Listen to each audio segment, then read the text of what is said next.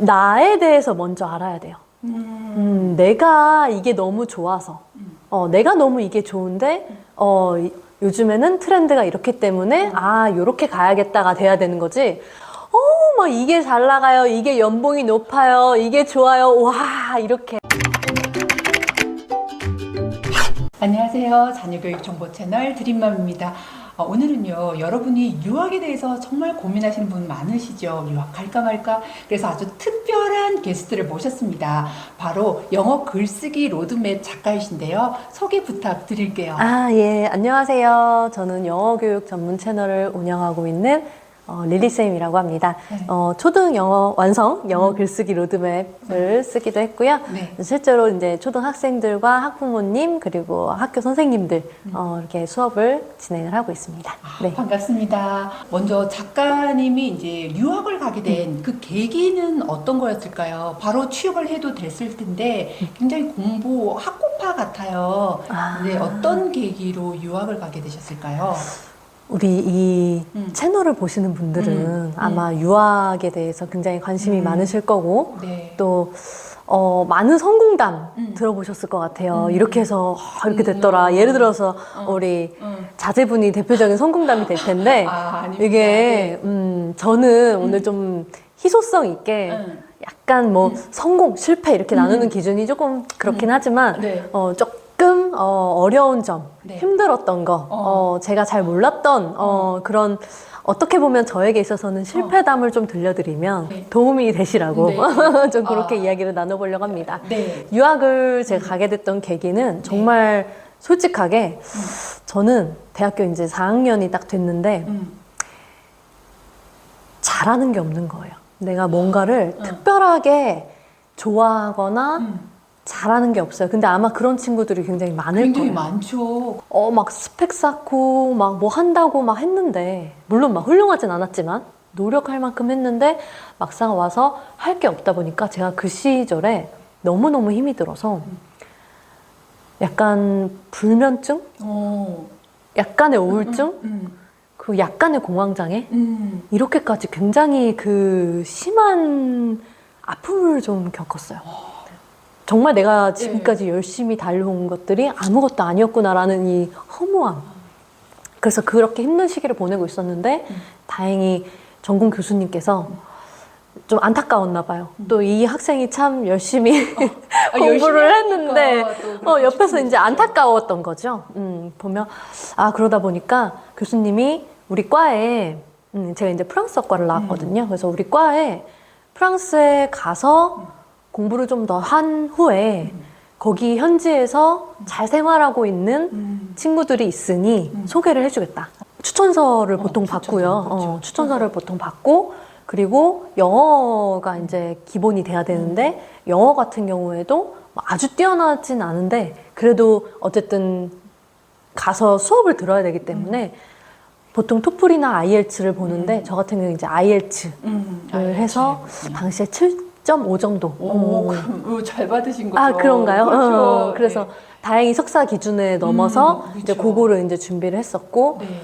그리고 이제 저는 이제 제가 석사를 갔던 거는 경영 쪽이었어요. 네. 취업을 되게 잘하고 싶어서.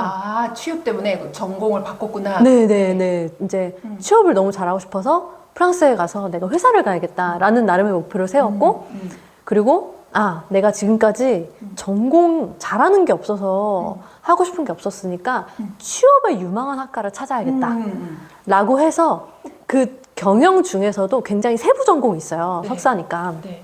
그래서 그 중에서 이제 SCM이라는 전공이 있거든요. SCM. 네. 뭐 적으실 필요까지는 없는데 네. 이게 약간 공급망 관리라고 해서 뭐 쉽게 얘기하면 뭐 쿠팡 같은 건가요?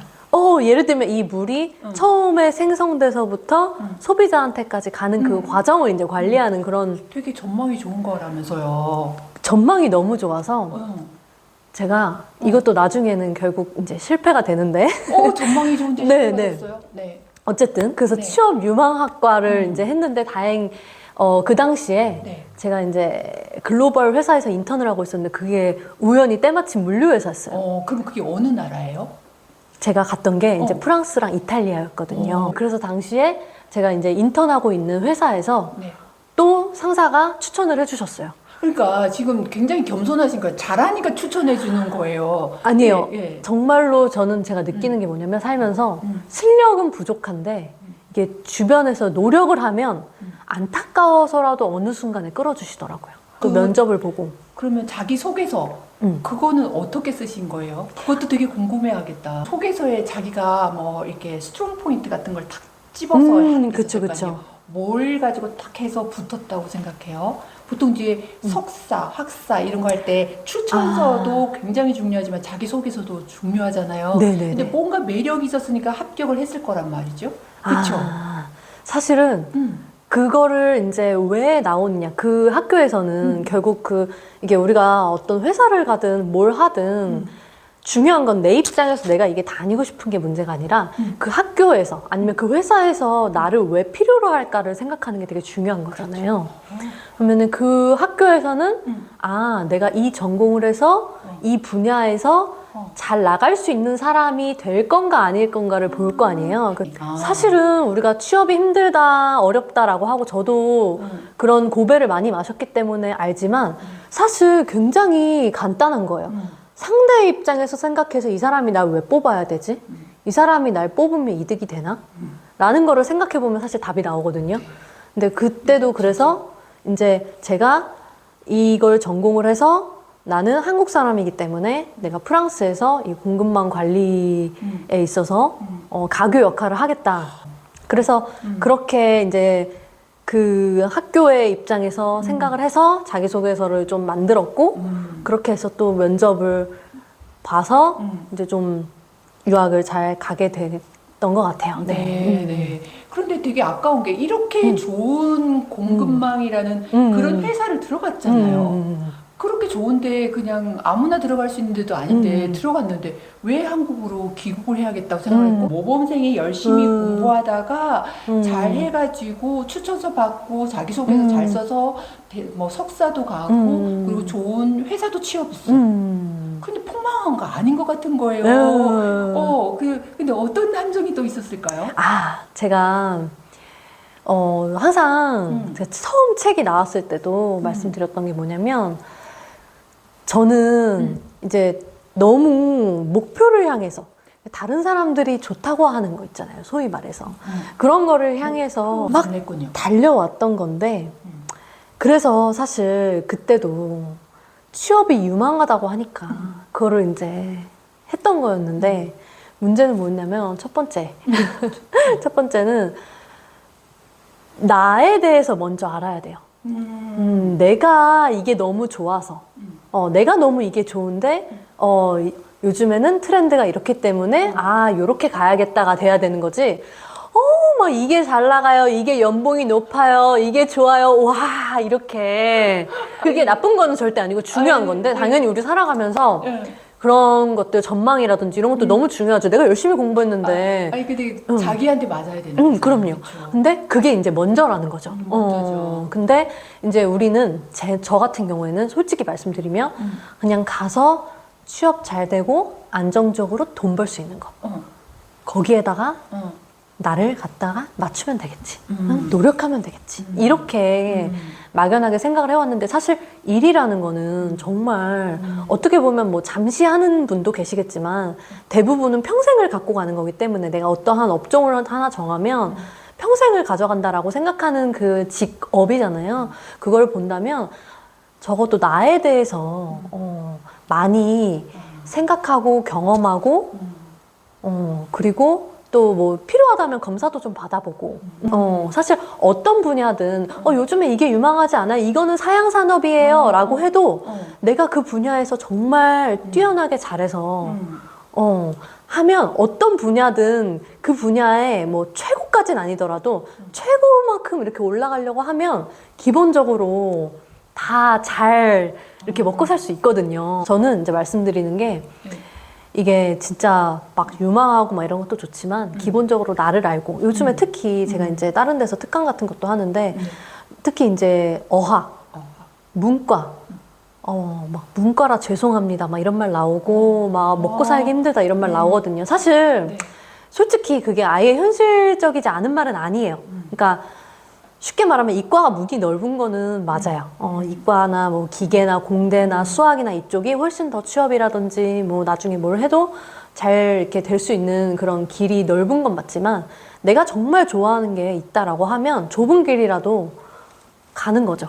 이게 무조건 넓은 길이고 이게 사람들이 잘 되는 길이라고 해서 따라갔다가 저는 안 맞아서 나온 맞아서. 케이스이기 때문에 좀 그런 부분들 나를 잘 아는 거 그런 게 중요하다. 두 번째 이유는요 굉장히 현실적인 거예요. 현실적인. 이거는 정말 많이 생각을 해봐야 되는데 저는 이제 프랑스랑 이탈리아에서 공부를 했고 나중에 이제 프랑스에 와서 취업을 했는데 물가가 굉장히 높아요. 그리고 세금이 진짜 높아요. 그렇죠. 사실 우리나라도 점점 저는 이제 제가 벌써 갔다 온 지가 꽤 됐으니까 점점 선진국화가 되어 간다라는 걸 느끼거든요, 실제로. 뭐 집값이라든지 여러 가지 뭐 사회 상황들이.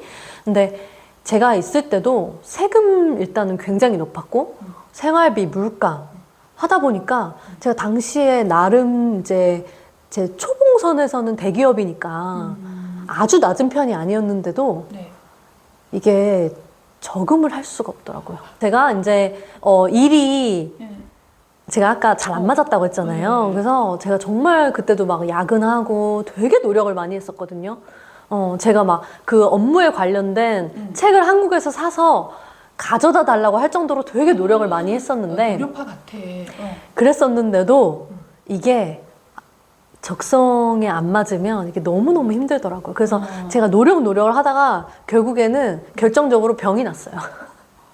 그래서 제가 피부가 다 뒤집어져서 그 대상포진이라는 병이 있거든요. 그래서 엄청나게 스트레스 받을 때 걸리는 병이잖아요. 맞아요. 그래서 면역력이 떨어져서 이게 하다가 이제 몸으로 버티다 안 돼서 대상포진이 오고 또 돈은 돈대로 항상 열심히 일을 하는데 지갑은 계속 얇아져 가고 하다 보니까 이게 현실적으로 내가 한국에 가서 일을 하는 게 낫겠구나라는 생각이 들었어요. 그렇다면 유학을 준비하는 학생들이나 또 직장인들에게 꼭 해주고 싶은 말이 있을까요?